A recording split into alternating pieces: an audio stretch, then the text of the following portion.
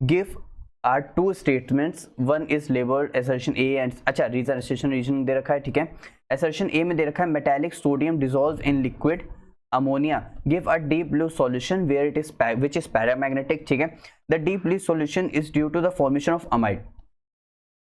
अच्छा, जो बच्चे नीट की तैयारी करते हैं, जो बच्चे क्या कहते हैं आईटी की तैयारी करते हैं, जो बच्चे जिस भी मतलब क्लास से वो ये क्वेश्चन को देख रहे हैं, जिस भी क्लास में है वो, उनको मैं एक चीज बता देता हूं, कभी भी कोई भी चीज कलर शो करती है तो वो इलेक्ट्रॉन के ग्राउंड स्टेट से हो करके जंप करना इलेक्ट्रॉन के एक्साइटेड स्टेट में, और फिर वापस से जो एनर्जी को लूज करते हुए आना है उसके करस्पॉन्डिंग जो वेवलेंथ शो होती है उसके अकॉर्डिंग वो कलर शो होता है, पहली बार।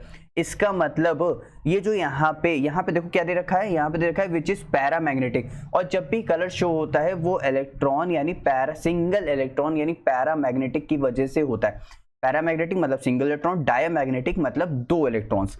जब डायमैग्नेटिक है तो वो कलरलेस है, पैरामैग्नेटिक है तो वो कलर कुछ ना कुछ शो करेगा। इतनी बात, ठीक है।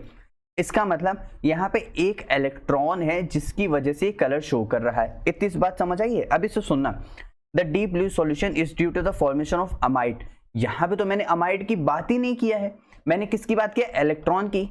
इसका मतलब यहाँ पे जो इलेक्ट्रॉन जो सॉल्वेटेड इलेक्ट्रॉन है हम उसकी बात कर रहे हैं, जो कि अमोनिया के साथ है।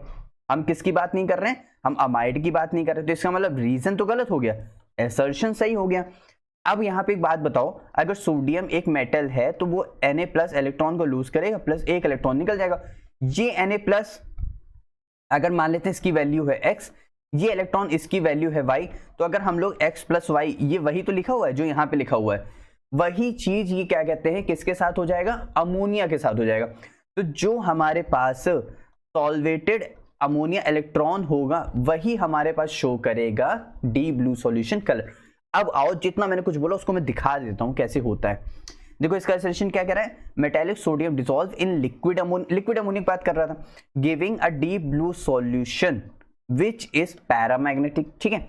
जो Na+ है वो लिक्विड अमोनिया में, देखो ammonium dissolve in liquid ammonia, Na+ और एक इलेक्ट्रॉन निकल गया।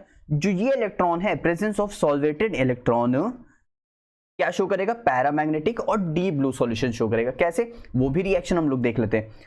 ये Na है, वही ये Na+ और ये इलेक्ट्रॉन ये जो हमारे पास x + y दे रखा हुआ है यही है। क्योंकि बहुत बच्चे सोचते हैं यार ये x + y लिख रहे हैं तो कहां से लिख रहे हैं, क्या दे रखा हुआ है, तो वही चीज है। यहाँ से अमोनिया, यहाँ से Na+ है जो कि x के साथ उसके साथ निकल गया, प्लस वही अमोनिएटेड इलेक्ट्रॉन है जो कि किसके साथ निकल गया? y के साथ हो गया, ठीक। अब इसी इलेक्ट्रॉन, दिस सॉल्वेटेड इलेक्ट्रॉन की मदद से क्या कर रहा है, ये रिस्पॉन्सिबल शो कर रहा है डी ब्लू सॉल्यूशन। अब वो उसके करेस्पॉन्डिंग कलर के अकॉर्डिंग शो कर रहा होगा, तो डी ब्लू सॉल्यूशन वो कैसे हो रहा है वो तो आप लोग को एक्सपेरिमेंटली पता चलेगा। खैर वहां से हटा दें, इतनी बात क्लियर हो गई, ठीक है।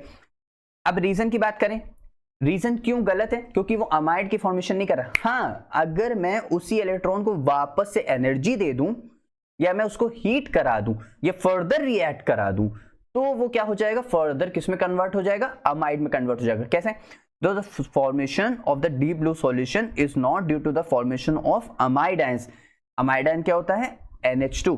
लेकिन अगर मैं उसको but on heating the solvated electron में react further leading to the formation of amide ion. I hope आप लोग का क्वेश्चन बहुत अच्छे से समझ आया होगा।